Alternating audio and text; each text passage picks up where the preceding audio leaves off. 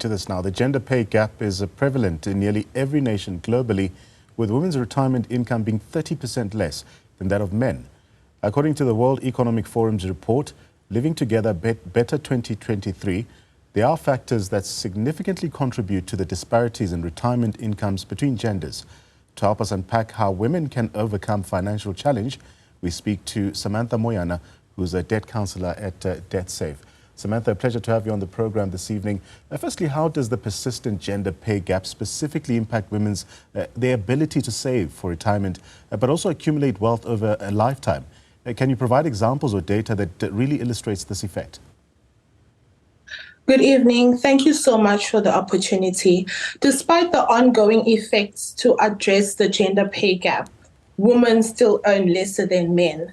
This gap has affected the ability to save for retirement, leading to reduced wealth accumulation. Lower income leads to small retirement account contribution, which can result to reduced saving potential. Hence why you'd find women are prioritizing short-term financial needs over long-term saving. This can be also a result of lower financial literacy, leading to poor money management and higher debt accumulation. But given the fact that women generally live longer than men, why is it especially crucial for women to plan for longer retirement periods? And what steps should women take to really ensure they are financially prepared for this extended retirement phase? It is crucial for women to plan for longer retirement, as you've mentioned, because we generally live 4 to 5 years longer than men, requiring more retirement saving to avoid financial difficulties in the later years. So it is important for women to start saving early, constantly, and managing their finances carefully. You know, maybe try to save money each and every single month, because we also need to consider the long-term effects if maybe we are not saving wisely. But most women play a number of roles at home. How does the burden of unpaid household and caregiving responsibility then affect women's career advancement and earnings potential? Are there strategies that women can use to really balance these responsibilities also with their career goals? Household responsibilities leave women with less time for career development and education. Women often shoulder the burden of unpaid labor and face and have difficulties in maybe having to see to their responsibilities, affecting also their career opportunities and growth. So hence why women need to find a way of balancing all of these responsibilities, but it will be a bit difficult if maybe you find yourself as a single parent having no partner or husband to actually help you and offload this burden responsibilities. That's why maybe you'd see that women, maybe if there's overtime at work, they won't be able to maybe work that overtime because they actually scheduled to work certain hours, because now I'd have to rush home, see to my kids because I don't have any other arrangements beyond the hours that I have maybe signed to work for.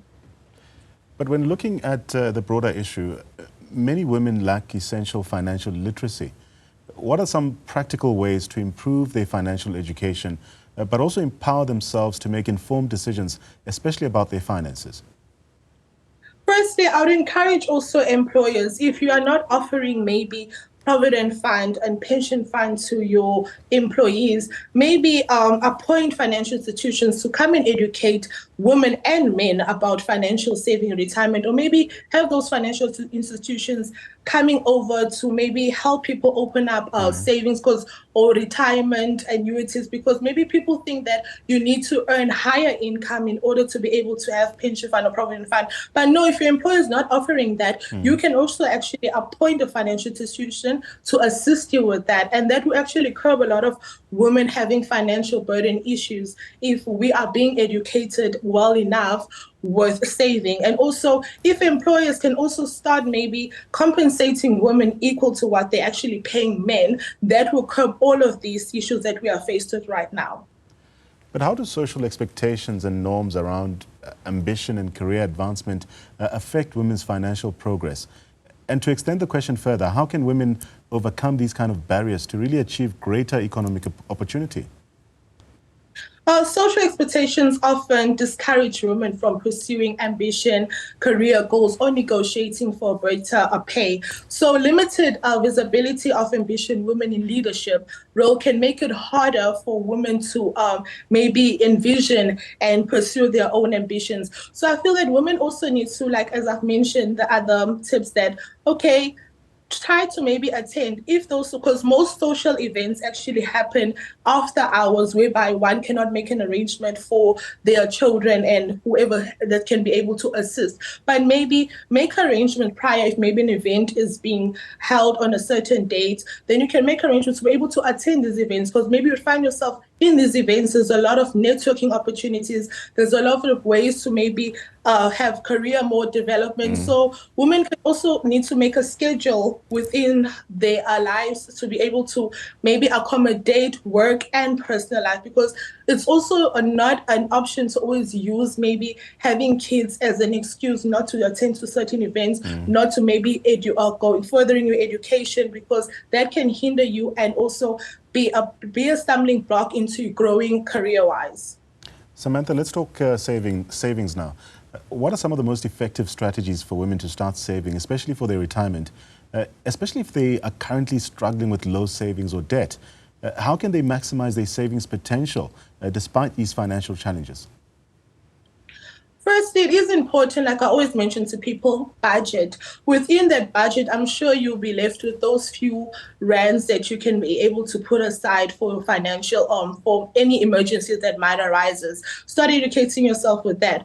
Appoint a financial advisor if you may be struggling, if you don't know how you can actually open an account to save or for any retirement activities. And if you're also struggling debt-wise, consult debt counselors who can be able to assist. But right now, we talk about mostly about saving. That appoint a financial advisor or educate yourself. When you look at maybe financial institutions, everything is more advanced now. When you even maybe enter on the internet, how can I save? They will pop so many financial institutions say, okay, contact us today. We are there to assist you. Start from little as 50 Rand, 100 Rand, 200. You don't need to have maybe a lot of money to say, okay, pension fund requires a lot of money. It accumulates as interest-bearing accounts as well. But how can women then also navigate, call it the dual pressures of career advancement and household responsibility without compromising their financial stability? You touched on this issue a short while ago. Are there any specific tools or even approaches that can help manage or even balance this? Like I mentioned, maybe most people would maybe go for a job that's within your schedule, so that maybe you work a 9 to 5. You know that around about 6 o'clock you need to fetch your children. But no, that's why it is important to also have contingency plan. For example, maybe you'd have to work overtime. What will I have to do then? You need to make arrangements. Or maybe also, maybe your employer is more understanding, but also you cannot use maybe caregiving as an excuse to not to work extra hours. Because, not working extra hours or not working on maybe a certain extra day is going to affect you financially. So if you want to earn a bit extra money, or you want to, you need those funds, you also need to make a schedule, work around with that with your children who can assist me on days like that. We need to have, like, for just emergency case, that, okay, I have this person to take care of my children, because we cannot always having an excuse. We can also try to work around the type situation that you're faced with. Going back to the theme of getting help, what role do you think government policies and institutional support play in really addressing these financial challenges faced specifically by women? Are there any recent initiatives that you've noted, or even programs that have been effective in supporting women's financial well-being? There are some work environments whereby they offer daycare services, which I find really perfect for women who would not have anyone to be able to assist them with their kids. And also, there are also other institutions whereby they do educate people about financing. They do appoint financial institutions to assist people to open accounts, savings accounts, pension funds. So the government is trying to work in trying to improve the current situation that we face with. But now we are dealing with the gender pay gap. That is still an issue in other industries, whereby maybe in some male and female are being paid equally. It's generally known that most people rely on debt to also somehow stay afloat, especially after depleting their income. For women who are currently managing debt, what are some practical steps they can take to really reduce their debt load, but also improve their financial health? And to extend it a bit further, how can they build a plan to regain financial stability? It is important, as I always mention, to budget, because now people love to live above their means. People live off credit cards. People live off overdrafts. That is revolving credit facilities, whereby it will be very difficult for you to actually exit that. So educate yourself by trying to live off your basic salary. That is the best option or the advice that I can give a person, not to rely on debt.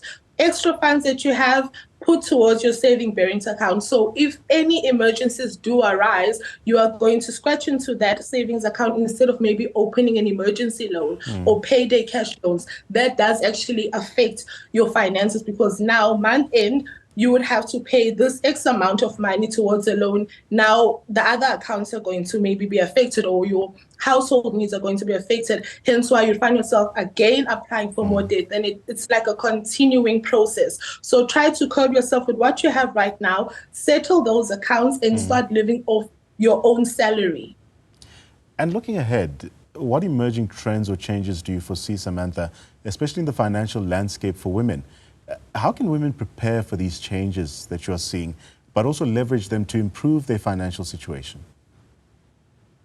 A woman can actually improve their financial situations by managing their debt. So if you find yourself overwhelmed, seek for professional help, or maybe speak to a financial advisor if you find it difficult to deal with your finances. You need to start everything from at home, and that's the only way you can curb yourself from unnecessary spending. Because yes, we can be tempted as women. We like to have maybe clothing accounts. That's also like taking more of from your money's emergency loans. You need to actually know, like, to avoid impulsive buying. Let me rather say that. In that way, you will curb yourself from unnecessary spending money. You know, when you do have money left, don't see the need to use that money. Put that money away if there's not like an emergency or a financial need that you need to use that money towards. Put it aside. It will come to great use at some time. And as we wrap up our conversation, what final message do you have, especially for our female viewers who might be wondering, why is all this information important? Maybe let's respond to that. It is for women, if you find yourself maybe in an institution whereby you're not paying equivalent to your fellow colleague, although that is a very sensitive topic, you should maybe speak to your HR or speak to your employer and address that issue. And also try to also like maybe career development. Let's educate ourselves to grow career-wise. And also budgeting, managing your finances will curb a lot of issues that people are faced with. Debt is a very big issue that so many people have been faced with, which I understand with the economy that you're living in. Inflation is keep on going up. So it's very hard to actually live off what you currently have, but we need to try to do that to avoid being stuck in debt. Thank you so much, Samantha Moyana, shedding light on the critical financial challenges that women face.